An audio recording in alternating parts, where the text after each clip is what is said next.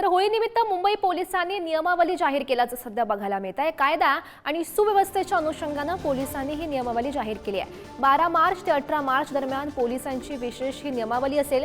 अनोखी व्यक्तीस रंग लावल्यास, फुगे फोडल्यास आता कारवाई होणार आहे। होळीनिमित्त जबरदस्ती वर्गणी जे मागतात त्यांच्यावर सुद्धा कारवाईचा बडगा उगारण्यात येईल। अश्लील गाणी वाजवल्यासही कारवाईचा इशारा आता पोलिसांनी दिलेला आहे। तर काय नेमकी नियमावली जाहीर केलेली आहे, काय नेमके होळीचे नियम आहेत बघूया।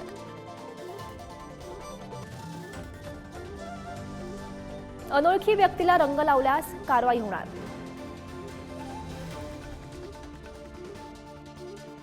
रंगाने भरलेले पाण्याचे फुगे फेकण्यावर बंदी असेल।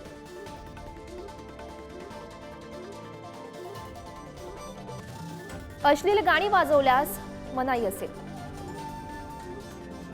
समाजामध्ये तेढ निर्माण होईल असं कृत्य करू नका। जबरदस्ती वर्गणी मागणाऱ्यांवरही कारवाई होणार आहे। तर हेच आपण नियम होळीच्या सणाचे बघत होतो।